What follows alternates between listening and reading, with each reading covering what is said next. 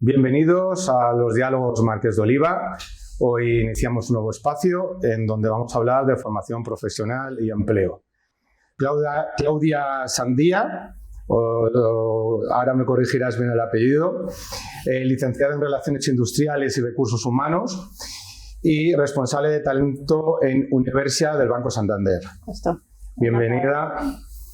Tengo también a Pepa Norte, a mi amigo Pepe, es delegado del área de Familias, Igualdad y Bienestar Social en el Ayuntamiento de Madrid y actual gerente de la Agencia de Empleo del Ayuntamiento de Madrid.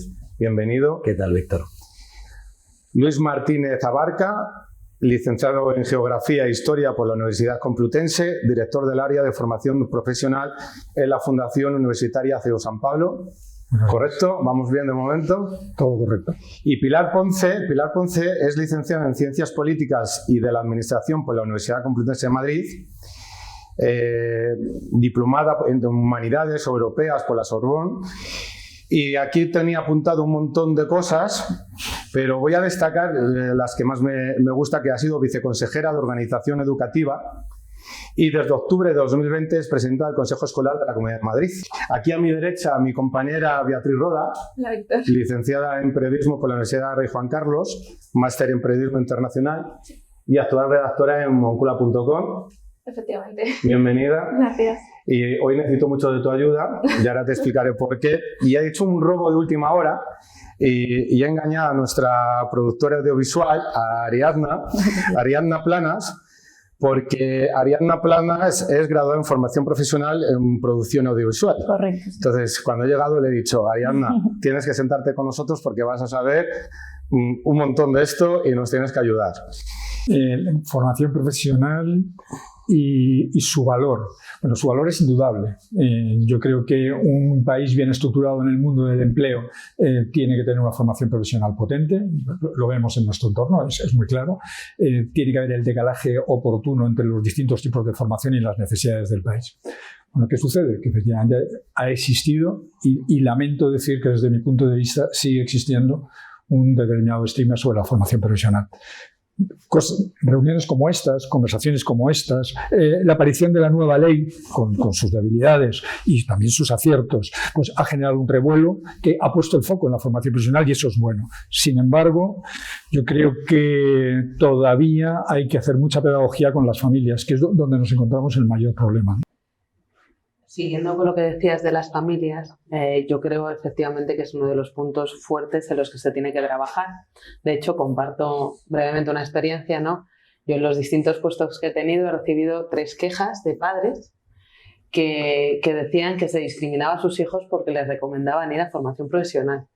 Cuando hablábamos con ellos, veíamos el caso concreto, qué le pasa a tu hijo, cuál es la realidad, por qué en el centro te recomiendan que el niño haga, sobre todo en los casos de formación profesional básica, ¿no?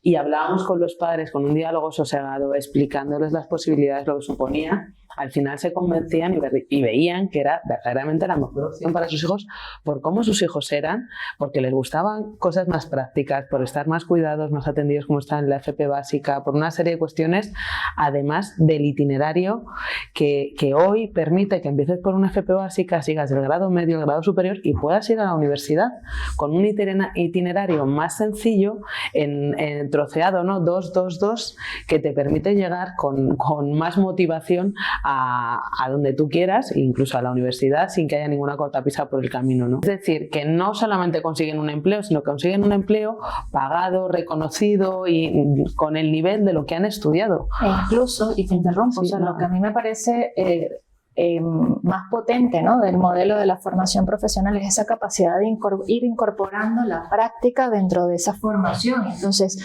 cuando estamos en unas edades tan tempranas que creemos que nos gusta algo, pero que realmente no lo tenemos tan claro en el mundo en el que nos encontramos hoy en día, ¿no?, donde vamos a tener que estar en este lifelong learning completamente, o sea, el poder ir engranando poco a poco distintos estudios, incluso lo que me va a permitir es una mayor riqueza, ¿no?, en mi itinerario formativo final. De hecho, es curioso curioso, es curioso y muy interesante lo que has dicho, que la formación profesional se ha convertido también en formación continua. Justo. Y aprendizaje a lo largo de la vida. Que de pronto vemos el estigma en las primeras etapas, pero después vemos como un 27% del alumnado FP viene de la universidad y vienen de trabajos en activo. Además, que para especializarse vuelven a la formación profesional. Es la mayor herramienta ahorita para el reskilling de la población, y además cuando vemos los últimos indicadores, ¿no? Tenemos el informe de Davos y nos dice, oye, el 50% de la población para 2030, que es ya, o sea, vamos a necesitar un tema de reskilling y upskilling, y no solamente lo podemos apalancar en la responsabilidad de las empresas, pues que la formación profesional es una excelente respuesta para esta situación en la que nos enfrentamos. Yo creo que además comentabas ahora con mucho acierto uno de los grandes retos al final que tiene por delante la formación y la formación profesional en su conjunto, que es la conexión con las empresas. Yo creo que la formación profesional, con el gran avance que ha habido, tiene sin duda un reto por delante, que es esa conexión, que comentabas antes, de las prácticas con las universidades, esa conexión con la demanda real de las empresas, además sectores que son extremadamente dinámicos en muchos casos. Y además también a ese reto se une el poder llegar a población donde ahora mismo la formación profesional no llega, porque supone demasiado, ¿no? Una montaña demasiado alta que subir. Yo creo que esos niveles que están por debajo de la formación profesional, que además, como bien has comentado, la nueva ley también abre el espacio a las microformaciones o la formación modular, donde desde esa formación modular hay una oferta final formativa de muchas menos horas, donde podemos enganchar a chavales que si no, no podríamos engancharles, y desde ahí, de esa formación modular, poder ir creciendo hacia, ¿no?, complementar su formación hasta de conseguir distintos títulos. Es otra de las claves, yo creo, de la formación profesional y de la formación en su conjunto, ¿no? El poder ir bajando hacia esas formaciones modulares que pueda rescatar a chavales que a día de hoy la formación profesional les supone a lo mejor una montaña demasiado alta que subir, y además esa formación modular puede encajarse con mucha más facilidad y flexibilidad a lo que demandan las empresas. Es curioso, ¿no? Porque hasta me preguntabas hace unos 5 o 6 años, cuando nosotros trabajamos desde universidad con muchos clientes, ¿no? Y vamos gestionando muchos proyectos relacionados con temas de talento para darles oportunidades, ¿no? Y al final nuestro objetivo es impulsar la empleabilidad, ¿no? Y es increíble cómo dentro de los últimos, a raíz de la pandemia, cada vez más nuestros partners nos piden y nos dicen, oye, ayudarme a entrar en la formación profesional. ¿Cómo puedo ser más atractiva con estos chicos, ¿no? Para que conozcan mi oferta de valor. Y es ahí un poco donde estamos haciendo ese vínculo, ¿no? Yo creo que uno de los grandes cambios que estamos viendo es cómo muchas universidades, incluso aquí en Madrid, ya están empezando a incorporar dentro de sus círculos, itinerarios formativos, ofertas formativas, programas relacionados de módulos de formación profesional, ¿no? En este sentido, y también un poco por responder a toda esta dinámica, ¿no? Y cuando vemos además los porcentajes, el 70% de los que estudian un grado medio que realizan las prácticas posteriormente se incorporan, se quedan fijos trabajando dentro de las plantillas. Entonces yo creo que también hay un tema de dar a conocer, daros voz a vosotros para que nos digáis, ¿no? O sea, oye, las experiencias, los beneficios, pero también dar mayor visibilidad a todos los datos y a los beneficios que tiene el incluir y formarse, ¿no? En este tipo de módulos. Yo creo que lo has dicho bien. El modelo de oferta formativa tiene que cambiar. También tiene mucho que ver con lo que tú has dicho. Antes, digamos que pones el mostrador con una serie de cursos, ciclos, estudios, a ver qué elige cada uno. El modelo ya no funciona así. El modelo tiene que ser el auténtico modelo que debe tener la formación profesional, también la universitaria, pero especialmente lo que estamos hablando ahora, la formación profesional, y es que tenéis que estar en contacto con el tejido industrial, económico, local, y ver cuáles son sus necesidades y trabajar directamente con ellos. Es decir, la empresa tiene que ser parte de todo este proceso desde su nacimiento, porque definen cuáles son sus necesidades, en el acompañamiento, porque son también parte formativa, y en la parte final, que es el empleo. Entonces, ese círculo en el que alumnos, empresas y centros de formación tienen que trabajar con una mirada conjunta, ¿no? Y las administraciones aquí son claves, ¿no? Son claves porque tienen que facilitar todo este proceso. Formación profesional dual, puro y duro. No hay otra ya, no hay otra.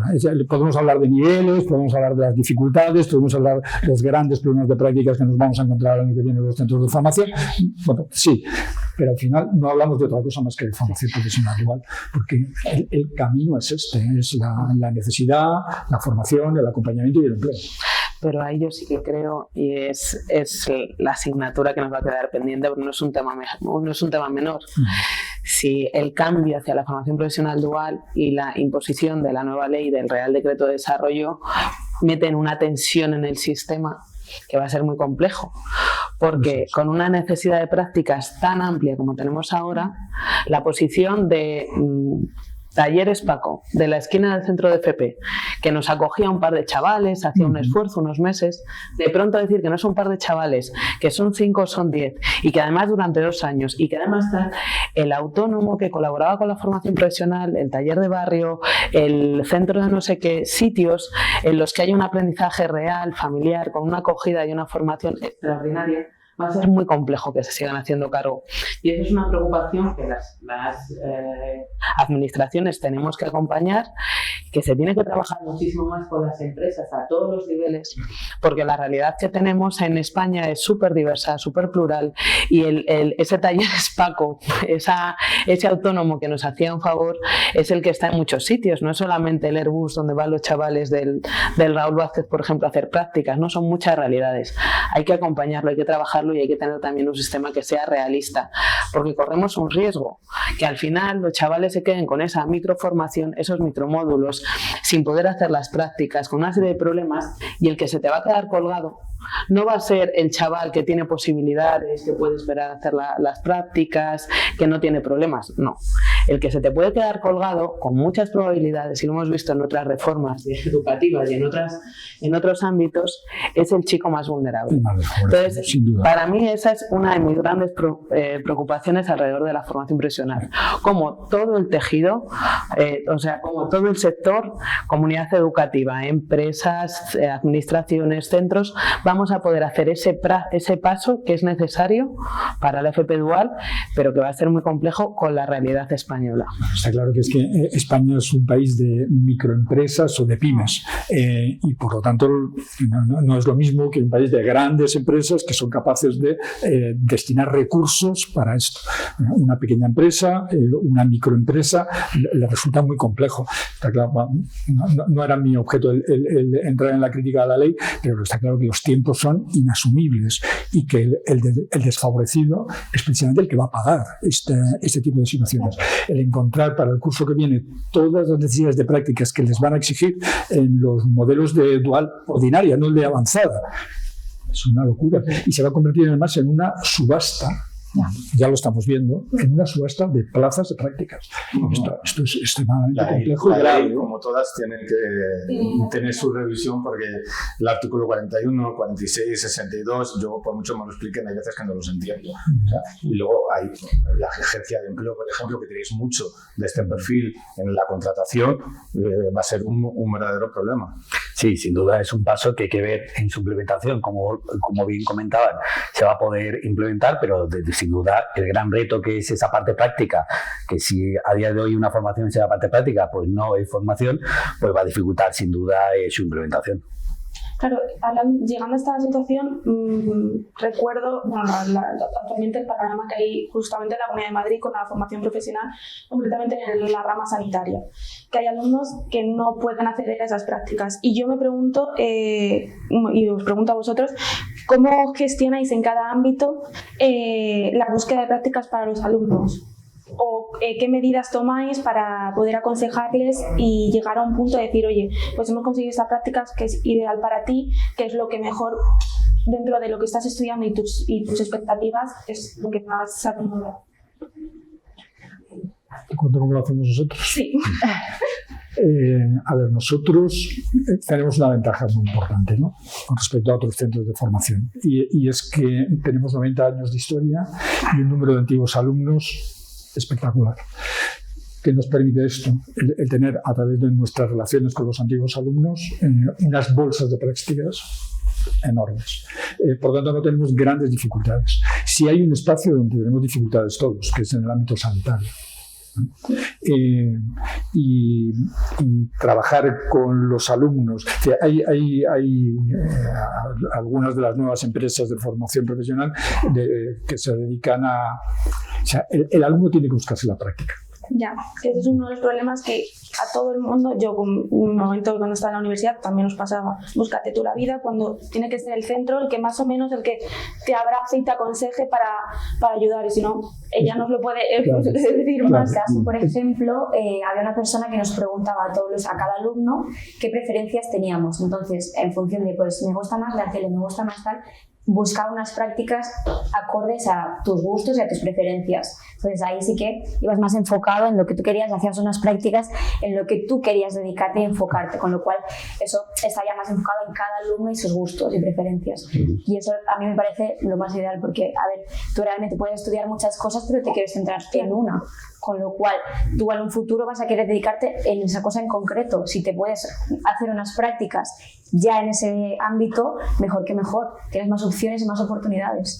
Perdón, tú primero.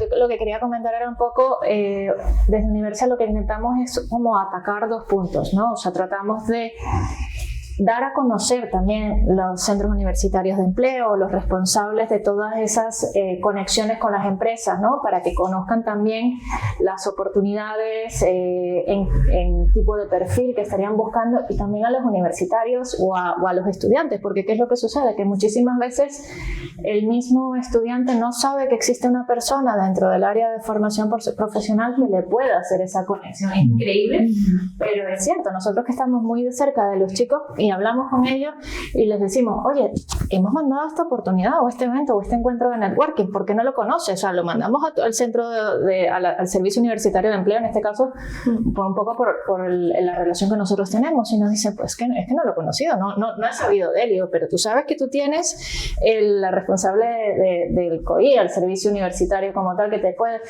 bueno, sí, he escuchado, pero no lo conozco, ¿no? Entonces ahí también hay una labor de parte de todos, ¿no? De que esa información realmente llegue a los canales como los tal. profesores. Yo también pienso que es importante. Al final los profesores son los que están el día a día con los alumnos y saben más o menos qué les gusta, qué no, si funciona en una cosa o no, porque muchas veces puedes pensar, yo quiero dedicarme a eso, pero es que a lo mejor funcionas mejor en otra. Entonces los profesores también es importante que apoyen al alumno y aconsejen también en qué ven mejor, en qué no. Y las empresas también tienen que empezar a identificar los momentos en cuando tienen que ir a ofrecer las oportunidades, porque esa es otra. A lo mejor tengo una necesidad en agosto, en septiembre, pero es que no puedo incorporar a esta persona sino hasta el año que viene o hasta en junio. O sea, porque al final la formación profesional, esos momentos en los que tienes disponibilidad al talento para realizar las prácticas, no es en todo el momento, ¿no? O sea, cuando vamos a los programas de talento generales, ¿no? Dentro de las universidades vemos, hay como una variable específica, ¿no? Que dice, si el chico ha cumplido el 50% de los créditos académicos, ya es un chico disponible para insertarse en cualquier programa de talento de las empresas. En el caso de la formación profesional, no, hay unos tiempos específicos que tienen que establecerse, respetarse, ¿no? Sería la palabra, para realmente poder considerar el talento. Y no solamente es en el momento en que tú estés disponible, sino en el momento en que las escuelas de formación profesional tienen la posibilidad de asumir las oportunidades para ir asignándolas, ¿no? a cada uno de los chicos. Entonces, tenemos un trabajo y un reto espectacular. Pero existe, ¿no?, la figura en la formación profesional del orientador.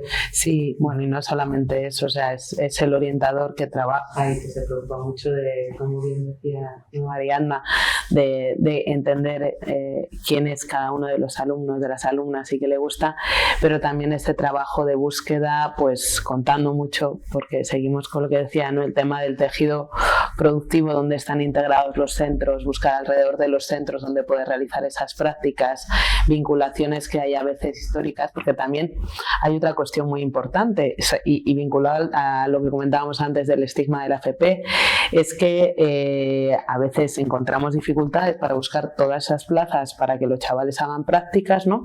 Pero también estamos encontrando cada vez más empresas que valoran esa mejora de la formación del alumnado de formación profesional, que valoran su especialización y que son las que van a los centros de formación profesional a pedir chicos en prácticas. Oye, es que yo quiero vuestros chavales, porque además vienen formados, porque además sé que ahí tengo una cantera para contratar después. Entonces, grandes empresas, incluso otras empresas, ¿no?, de medianas, pequeñas, que buscan esos chicos con esa formación para que hagan prácticas y después ver por dónde pueden tener gente. Nos contaban el caso, de un centro de formación profesional integrado en Valencia, que habían ido, está alrededor de Valencia capital, y que les habían pedido de un pueblo en el interior de Valencia, este centro es especializado en todas las familias de madera, poder enviar a los chavales del pueblo y poder enviar a su gente para que se formara y volvieran a trabajar allí, a hacer las prácticas que les facilitaban lo que hiciera falta, porque veían que necesitaban lo que tú decías, no ese reskilling, esa especialización y esa mejora de nivel formativo para volver a las empresas. Entonces estamos viendo también ese diálogo, que es un auténtico diálogo entre las empresas y los centros de FP, que las administraciones tenemos que fomentar y apoyar, que es súper rico y que es lo que de verdad da oportunidades para que el alumnado salga con seguridad y con oportunidades de verdad de empleo. La Agencia de Empleo tenéis convenios con muchísimas empresas para llegar a estos objetivos, ¿no?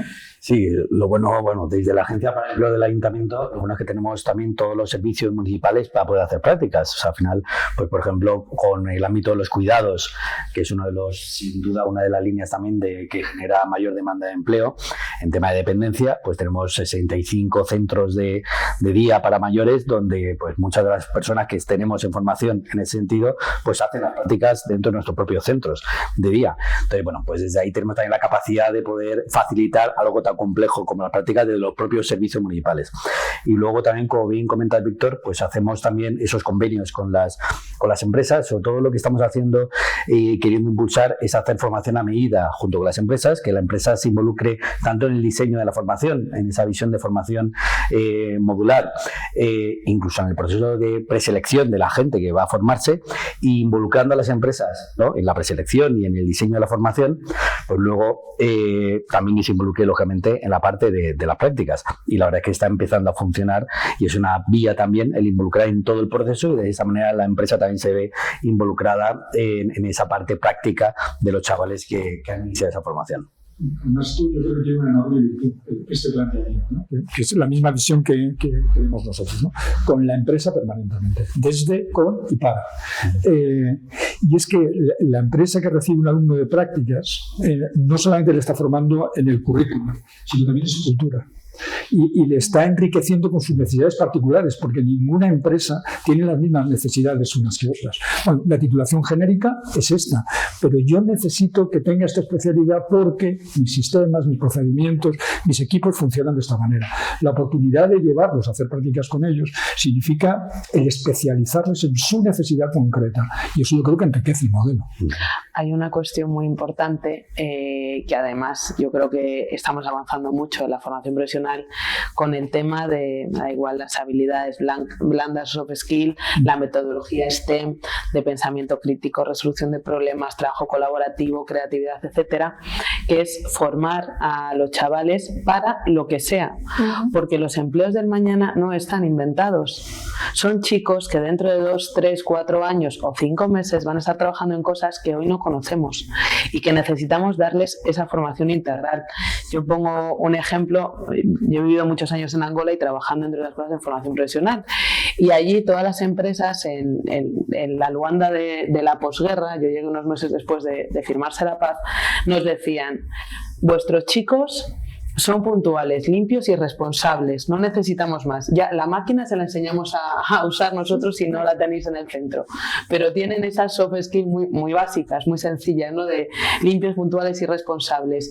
Pues tenemos que dar con esa soft skill de la España 2024, ¿no?, ese pensamiento crítico, trabajo colaborativo, de nuevo, ¿no?, la creatividad, la capacidad de ver un problema en amplio, de buscar soluciones prácticas, un montón de cuestiones que les ayude a ocupar cualquier puesto de trabajo, porque por mucho que nos empeñemos en enseñarles esta máquina, perdonad que lo simplifique así, es que pasado mañana la máquina, el software, el sistema tal, va a ser diferente, ¿no? Y tienen que tener esa mentalidad para afrontar lo que llegue. Y si vemos cómo estamos trabajando los equipos de recursos humanos, es que vamos justamente a ver eso.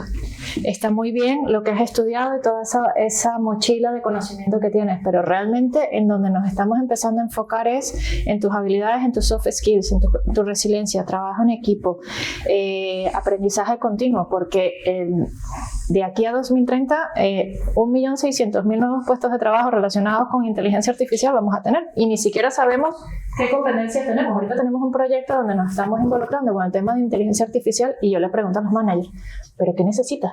Y dicen: no lo sé.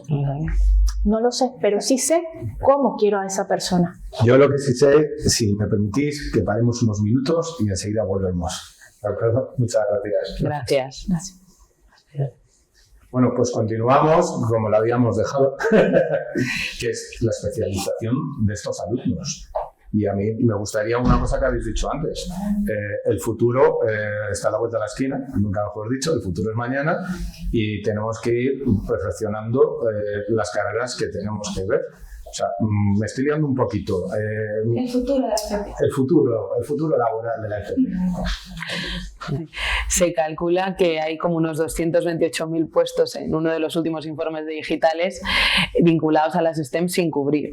Entonces, son áreas en las que tenemos que trabajar y tenemos que ir fomentando. De hecho, el incremento de la oferta de formación profesional a todos los niveles, público-privado, va por ahí. No todos esos puestos de trabajo que tenemos que cubrir, decías tú antes, no igual, la mitad de los empleos en 2030 van a necesitar de inteligencia artificial. Tenemos que tener un pensamiento estratégico global de qué es lo que queremos y escuchar mucho esas ofertas. Pero ya a fecha de hoy es que tenemos una cantidad de puestos enormes sin cubrir. Y es una lástima, y es lo siguiente que también nos toca trabajar, que todavía son plazas que se quedan vacantes en la oferta de FP y que tenemos que trabajarlo mucho para que se pueda optar a ellas de una forma abierta, porque entramos en la siguiente brecha, y me vais a permitir que en esta semana además insista en ella, ¿no? que esos ciclos STEM todavía las mujeres, las alumnas no los eligen. Todavía tenemos esos prejuicios, porque si tenemos estigma de FP, todavía los problemas para que se elijan abiertamente unos ciclos u otros, me da igual, hombres eligiendo educación infantil o mujeres eligiendo mecánica, es complejo. Voy a poner un ejemplo, si me lo permites, Pepe, del Ayuntamiento de Madrid, que tiene la cátedra de la MT con la Universidad de Comillas Iberdrola para fomentar que haya mujeres estudiando FP y después contratadas en la empresa municipal de transportes de Madrid. Es una gozada, porque además son chicas que simplemente por repensar 2 veces su opción vocacional y su carrera van a pasar de a lo mejor tener un salario medio anual de, no sé, 18.000 euros a 45.000. O sea, el salto cualitativo de oportunidades de vida, el salto salarial es tan enorme que se lo tenemos que explicar de verdad y tenemos que insistir para que se escoja con libertad y con mucho conocimiento de lo que hay, y trabajarlo para que la FP pueda apoyar todo ese cambio que se necesita y que además las empresas nos demandan. Queremos profesionales más formados, queremos más FP. Es que hablamos de inteligencia artificial, del futuro, pero es que está el presente. Y el presente es que hay una demanda de empleo, y eso que tanto el municipio de Madrid como la Comunidad de Madrid a nivel empleo funciona maravillosamente, pero todavía tenemos que cubrir mucha gente en construcción, en hostelería. Es que ahí, Víctor, está dando una de las claves del mercado laboral hoy en Madrid, que además también lo comentabas anteriormente. O sea, tenemos un gran problema de vacantes. O sea, en todo lo que supone el ámbito de dependencia y de cuidados es impresionante. En todo el ámbito de la construcción, el ámbito del empleo verde, pues vinculado a la fotovoltaica, la aerotermia, a todo el nuevo modelo de construcción que ahora ya con las nuevas leyes europeas establece que no hay mano de obra que sepa, que esté cualificada para ello. Todo el ámbito también, sin duda, de hostelería, de pescadería, de carnicería. Es que a día de hoy es batiendo imposible encontrar un pescador o un carnicero. Entonces, aparte, sin duda, de los nuevos, con todo el ámbito digital, ¿no? Todo lo que el horizonte que se nos abre, hay un presente de grandes vacantes donde tenemos que conseguir pues, que esos 145.000 personas empleadas, concretamente en la ciudad de Madrid, pues puedan ser, ¿no? Candidatos para esas vacantes que hoy existen y que realmente es uno de los grandes problemas del mercado. Yo creo que ahí está la clave, pues en lo que estamos comentando, el hacer realmente también formaciones que estén muy aterrizadas a lo que pide las empresas, que realmente sean formaciones flexibles, que puedan amoldarse a las necesidades del mercado y que además pues contengan también esa parte modular de microformaciones que se adecúen a esos perfiles, que a lo mejor les es muy complejo formaciones de más horas, pero que a esa visión de microformaciones pues es la forma de engancharlos, aunque luego por supuesto pues puedan continuar con módulos y luego sacarse títulos más avanzados. Sí, en esta línea, bueno, lo comentaba antes, llevo unas cuantas semanas viajando por España y teniendo reuniones con asociaciones empresariales. Entonces, las solicitudes que nos hacían, sus necesidades, se movían en 2 líneas. Uno, digitalización, falta de talento, pero la otra era carretilleros soldadores, fontaneros, carpinteros, mecánicos industriales. No había nada. O sea, se los están robando en las pequeñas ciudades, se los están robando unos a otros, con lo cual hay una escalada salarial brutal, o de condiciones, ¿no? Porque, bueno, ahora los jóvenes también tienen otros valores y medir las cosas de otra manera, lo cual me parece fenomenal, ¿eh? Entonces, a lo mejor no solamente es el salario, sino otro tipo de condiciones las que valoro. Entonces, mecánicos, no hay. Y se los van robando de una empresa a otra. ¿Por qué? Pues mira, porque te doy más flexibilidad, porque te doy 2 días, porque las vacaciones te las organizas, porque... Entonces, estas dos necesidades parece que son como si viviéramos en 2 países, ¿no? Claro, pero lo que tenemos que explicar, y vosotros que sois las personas más influyentes en estos temas, es a los estudiantes, a los jóvenes, que estudian la formación profesional no quiere decir que luego ya no estudien otras cosas. Claro. Y también hay que decirle a las empresas que contraten a los graduados en formación profesional y no tiremos siempre de licenciados para ocupar puestos de graduados. Eso es una polémica que pongo encima de la mesa, que pasa mucho y que no sé, ¿qué opinas, Ariadna? Yo creo... No, estoy de acuerdo porque encima en las FPs, o sea, desde el principio haces muchísimas prácticas. Luego mucha gente que yo he conocido durante estos años que ha hecho carreras no ha hecho tantas prácticas, con lo cual al final la práctica te da experiencia. Entonces la gente que sale de un FP sale mucho más preparada, con más habilidad a la hora de moverse. Entonces es muy importante y yo creo que los empresarios también buscan ese perfil, ¿no? Una persona que se pueda adaptar, que si pasa cualquier cosa pues que sepa reaccionar bien a ese cambio, y eso te lo da un FP y mucha práctica, cosa que en las universidades yo creo que es más complicado. También son mucho más alumnos, entonces mucho más complicado, más difícil de hacer. De hecho, hay una cuestión, lo que estabas diciendo, ¿no?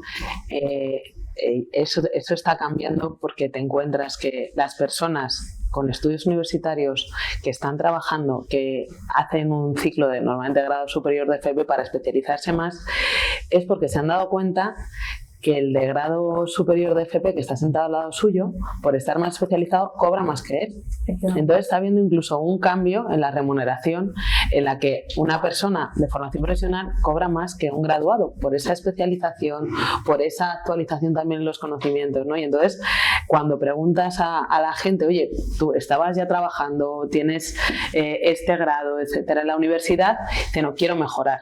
Y la mejora retributiva también es uno de los objetivos que les lleva a formarse en FP. Entonces están empezando a cambiar las cosas y las empresas yo creo que cada vez tienen también más asumido quién ocupa qué puesto, qué necesitan, están siendo más realistas también en eso, más prácticas, ¿no? También por lo que las interesa. Todavía en los estigmas que hablábamos llega demasiado lejos. Ahí me acuerdo hace ya muchos años que hablaban en Alemania una persona que viene de formación profesional es un alto directivo en Siemens. Aquí una persona con formación profesional no llega a ser un alto directivo en una determinada empresa. Todavía tenemos todas esas cuestiones, pero se van dando pasos y se va cambiando porque se ve efectivamente la capacidad, las habilidades, la especialización que tiene la gente de formación profesional y todo lo que aporta a la empresa. Yo creo que eso es algo muy positivo. Yo creo que relacionando y añadiendo lo que estás diciendo, cuando las empresas vamos a la contratación de los juniors, siempre pensamos que lo vamos a contratar porque tenemos una proyección de carrera o queremos que esta persona llegue a determinado puesto, ¿no? Y en algunos momentos, sobre todo en empresas que se dedican más a temas técnicos, se requiere el tema de las licenciaturas o de los másteres oficiales universitarios porque necesitan determinadas acciones o cumplimientos legales, ¿no? que solamente lo habilitan este tipo de carreras, pero ciertamente está cambiando porque hay otra realidad en el mercado y es toda la generación Z que tenemos actualmente en el tejido empresarial, ¿no? Y es que ahorita no tenemos ese compromiso o esa visión de carrera de que la persona cuando empieza ya se casa contigo, ¿no? Y va a tener un desarrollo de carrera contigo de 15, 20 años, ¿no? Hace unos años estuve en un encuentro y me preguntaban, ¿cuánto tiempo tienes tú en el Santander? Y yo decía, bueno, voy para 12 años. Y me decían, ¿cómo? 12 años. Y yo digo, bueno, sí, los tiempos han cambiado, ¿sabes? Esto era otro momento, pero es eso. Entonces, ¿qué es lo que nos está forzando los equipos de recursos humanos? A replantearnos la estrategia y entonces a dar muchísimo más oportunidades y no pensar tanto en ese workforce planning, ¿no? Que te voy a incorporar a esta persona porque quiero que dentro de 10 años o dentro de 5 años sea mi próximo jefe de proyectos y para ello tengo determinadas condiciones que me tiene que cumplir. Entonces, claro, o sea, estamos en un entorno... la cultura empresarial tiene que mejorar. Es que está cambiando. La cultura de recursos humanos, de cuidar al personal, tiene que volver como se hacía antiguamente. En España se cuidaba mucho a las personas, a los empleados, y estaban toda la vida y la empresa era como suya. Eso lo hemos perdido en los últimos años y hay que volver a recuperarlo. Pero estamos en ello, Víctor, estamos en ello. O sea, si te pones a ver un poco los últimos programas o esa oferta de valor que están planteando las empresas, ahorita se está hablando mucho del health washing, ¿no? O sea, de, oye, te ofrezco la fruta, te ofrezco el café como parte de la retribución o de tu programa dentro de la empresa, ¿no? Y está un poco el punto de, oye, o sea, no me des la fruta, mejórame mis condiciones, el estudiante ¿no? de FP, de formación profesional, es un estudiante ideal para esa cultura de empresa, porque le estás criando desde las prácticas y le estás haciendo conocedor de la empresa. Yo creo que es un tema de estrategia, más de cultura de visión, ha sido un tema de estrategia, de cómo nos hemos tenido que enfrentar a lo que es el tejado empresarial desde hace unos años, a lo que ha sucedido desde que salimos de la crisis en 2012, después la nueva crisis que vivimos con el COVID y la situación en el mercado en el que nos encontramos ahorita, lo que nos ha ido es a ir cambiando la estrategia y a ir replanteándonos cómo vamos a atender las necesidades y los retos del futuro. Y en este momento tenemos sostenibilidad sobre la mesa, tendencias digitales sobre la mesa, 3 o 4 generaciones conviviendo con expectativas completamente diferentes, ¿no? Entonces todo eso lo que nos está haciendo es ser muchísimo más flexibles y más ricos, ¿no? En todo lo que estamos realmente podemos ofrecer. Yo creo que hay un componente más que se ha empezado a poner sobre la mesa y que el conocimiento, la información hace que, ¿no? Lo dice antes, la generación Z lo vea de otra forma. Es que antes parecía la única solución era la universidad. Pero hoy, yo comentaba antes el tema de la inserción laboral y la idoneidad salarial, ¿no? Y de la idoneidad en el salarial y en el contrato. La inserción laboral de los universitarios, de la gente que ha completado estudios universitarios, es alrededor del 85%, si no me equivoco. Es una tasa muy alta. Eso no significa ni que estén contratados según su nivel de estudios, ni que se les esté pagando según su nivel de estudios, solo significa que están trabajando. Sin embargo, el 67 o el 84% de alumnos de formación profesional en grado medio o grado superior que están trabajando, se le han contratado con el nivel que tiene, reconociéndoles su nivel y pagándolos por los estudios que tienen hecho. Los chavales lo saben, digo, oye, a ver, ¿dónde quiero llegar? ¿No? ¿Qué quiero hacer? Vamos, lo saben porque cuando hablamos con vosotros nos lo contáis y además con una naturalidad y una frescura que es que hay que escucharlo, porque nos dan lecciones que nos vamos a años luz de nuestro pensamiento más estructurado, ¿no? Saben esos cambios, las empresas están también en ello y algunos estudios que me gustan, que son prácticos, donde además he tenido un equipo, ¿no? De docentes que me han atendido, que se han preocupado por mí, donde empiezo rápido en una empresa en la que me integro de verdad y acabo haciendo esa familia que tú decías y me van a pagar por lo que he estudiado, no voy a sufrir una injusticia, se van a hacer las cosas en condiciones, tiene un buen cartel. Y cuando te encuentras con gente a la que se le ha informado, a la que se le ha contado toda esta historia, lo tienen meridiano y les da igual, incluso en muchos casos, no, el tema de las familias, de ir a luchar en las familias, decir que no, yo creo que lo tenéis más fácil que lo teníamos nosotros, yo pienso. Además tenéis que trabajar mucho, que nos tenéis que pagar las pensiones. Es que es así de fácil. Pero a día de hoy sigue siendo un pelín complicado el hecho de que los padres sean conscientes de eso. O sea, quiero decir, a día de hoy hay muchos padres que siguen diciendo tienes que estudiar en una universidad, tienes que hacer una carrera, luego un máster. O sea, no apuestan a día de hoy aún tanto para los FPs y es súper importante. O sea, yo he tenido la suerte que sí que tengo una familia que me ha apoyado, pero hay muchas... O sea, yo, por ejemplo, de mi grupo de amistades, soy la única que ha estudiado un FP. Y soy la única que está trabajando de lo que he estudiado. Claro. Luego las demás pues han ido especificando en una cosa a la otra, han dejado la carrera, han empezado otra, pero yo del grupo de amigas soy la única que está trabajando de lo que ha estudiado. Y ha sido una FP, no ha sido una carrera. Has dicho dos claves, orientación y familias.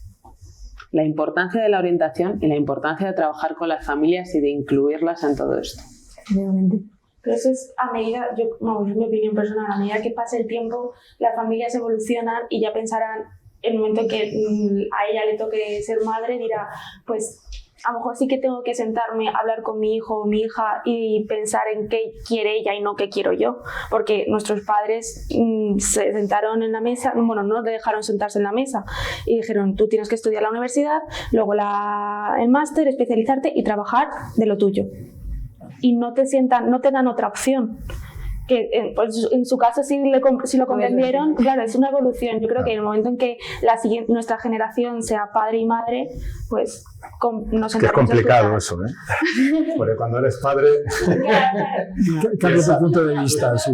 Tienes un punto de vista no, pero sí es cierto que lo que dice tiene muchísimo sentido, y es que sí estamos en un momento de cambio, estamos en un momento de transición donde estamos poniendo mucho el foco en la formación profesional, y eso es buenísimo.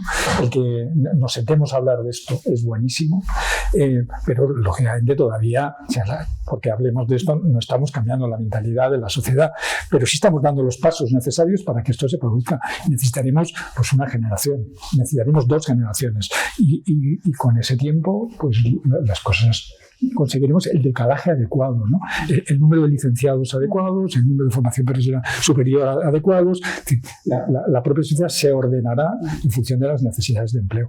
Hace falta su tiempo. Hay que ser optimista, pero no se puede esperar que esto sea mañana. Y hay buenas prácticas, cuando vas visitando los centros, hay buenas prácticas extraordinarias. En el Consejo Escolar que estamos dedicando este semestre casi a la orientación, hablando un montón, ¿no?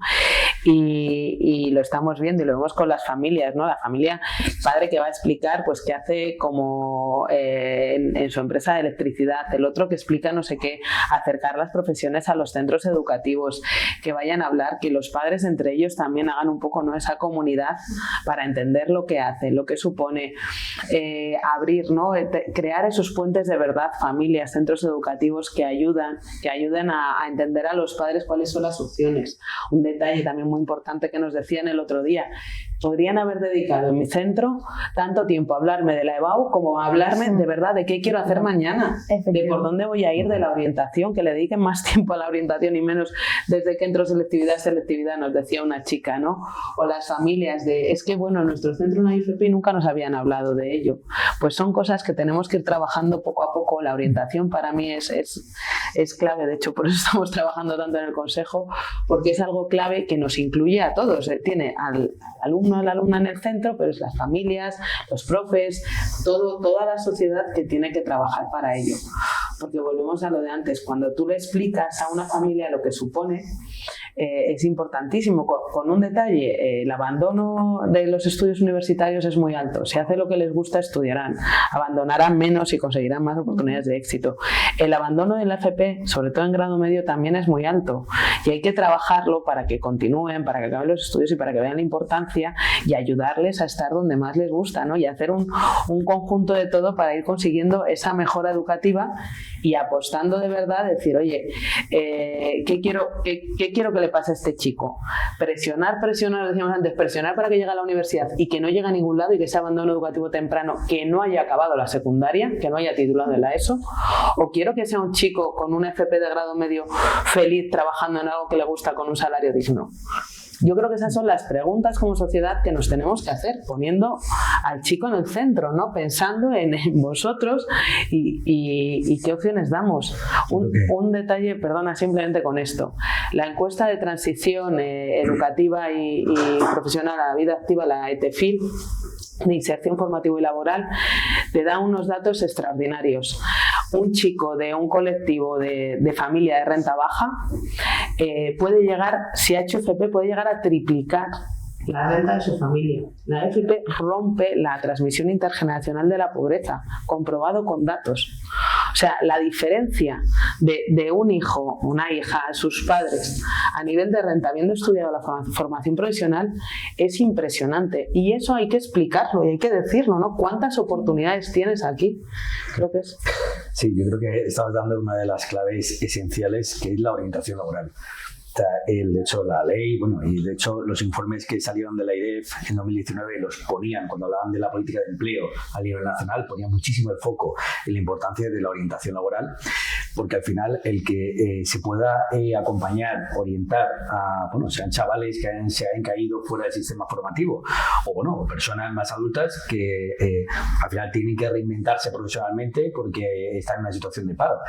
Esa necesidad de orientación, que además vaya muy vinculado, como hemos hablado, a necesidades empresariales que existen en ese momento, que partan de la potencialidad y de la experiencia y de la formación que tienen, pero que vayan encabuzadas de decir, mira, pues con esa experiencia y ese trabajo, si te trabajas esto, esto y esto, pues justamente aquí hay un nicho de empleo ahora mismo impresionante. Pues esa clave de orientación laboral, desde luego de la Agencia para el Empleo del Ayuntamiento, lo tenemos claro, y yo creo que sin duda es uno de los ejes también de futuro. Bueno, pues si me permitís, os voy a dar un minuto de oro a cada uno para ver el futuro, cómo veis el futuro de la formación profesional, el futuro laboral. Empezamos, Claudia, por ejemplo, y vamos en ese orden. Vale, fenomenal. Pues yo creo que va a coger la importancia que requiere, no solamente porque es una muy buena vía para dar respuesta a todo este colectivo, ¿no?, que se está quedando fuera por la presencia de las nuevas soluciones digitales, ¿no?, que está desapareciendo muchos puestos de trabajo, sino porque hay una mayor conexión entre las empresas con la formación para determinar esas demandas formativas y ajustarse, ¿no?, a lo que realmente voy a necesitar en el futuro e ir formando e incorporando a la población, a los jóvenes o a cualquiera en general, ¿no?, dentro del tejido empresarial. Yo soy optimista con el futuro de la formación profesional, pero también creo que necesitamos un tiempo. Estamos en un momento muy bueno, estamos teniendo, yo creo que la mirada oportuna, y la formación profesional no creo que tenga un objetivo concreto, un tipo de persona concreta, ¿no? Es decir, ahora mismo la formación profesional se abre a muchas posibilidades, muchas necesidades, muchos momentos personales, y además presenta una expectativa sin ningún techo de cristal. No tiene límite, le puede conducir a donde él quiera construir su proyecto personal, ¿no? Al final el alumno, la persona, tiene que estar en el centro y debemos darle oportunidades para construir un modelo de vida, una construcción personal, que eso es lo que enriquece o lo que nos enriquece a cada uno de nosotros. Pilar. Me sumo a lo dicho y auguro un futuro extraordinario que necesita el compromiso de todos, necesita el trabajo de todos y que creo que lo va a conseguir porque todos necesitamos, y como país, como tejido empresarial, como sociedad, necesitamos esa formación profesional fuerte que dé respuestas a nuestros chavales y a la sociedad en general. Pues yo creo que el gran reto, uno de los grandes retos del empleo, de luego una ciudad como Madrid, y la Agencia para el Empleo, de hecho del Ayuntamiento, trabaja en esa misma línea, responder por una parte a ese gran número de hoy que existen de vacantes en oficios, de pescadero, a carnicero, en hostelería, en todo el ámbito de la construcción. Bueno, hay un montón, ¿no?, de vacantes, en el ámbito de los cuidados, también lo hemos hablado, y a su vez existen 145.000 personas desempleadas en la ciudad. El conseguir ese match, ¿no?, que responda realmente a la necesidad del mercado, y que a su vez consigamos rescatar a personas que han caído del sistema formativo o que están en desempleo y necesitan reformular su vida laboral, el conseguir llegar a ellas debe ser el objetivo fundamental de la Agencia para el Empleo y cualquier política de empleo. Y desde ahí, todo este ámbito de formación profesional, todo ese ámbito también que además posibilita ahora la ley de formación, de microformaciones, de formaciones modulares que ayuden a enganchar mejor con el mercado y enganchar mejor con esas personas, porque son formaciones de menos horas. Yo creo que por ahí está sin duda el reto que desde la Agencia para el Empleo además queremos lanzar, y que, por ejemplo, el ámbito de poder generar escuelas como de hostelería o de empleo verde, en donde está ahora, de hecho, el futuro también de la Agencia para el Empleo, yo creo que va a dar respuesta a esa gran cuestión que tiene hoy el empleo en Madrid. Bueno, pues muchísimas gracias. Podríamos estar horas y horas y además es necesario hablar de formación profesional. Muchísimas gracias, Claudia, Luis, Pilar, Pepe. Muchísimas gracias, Beatriz, por acompañarme. Y hoy, gracias por venir a los diálogos Marqués de Oliva. Y hoy no voy a cerrar yo. Hoy voy a dejar que cierre Ariadna, que le he robado esta mañana así que se sentara con nosotros. Y quiero que cierres tú. Pues a mí me gustaría cerrar diciendo a todos los chicos jóvenes, padres, madres, que sus hijos no sepan aún que quieren dedicarse en un futuro, que se miren las FPs, porque hay muchísimos, es un amplio súper grande y que hay futuro, hay salida, entonces que se miren y que se enfoquen en las FPs porque promete. Muchísimas gracias. Gracias. Gracias.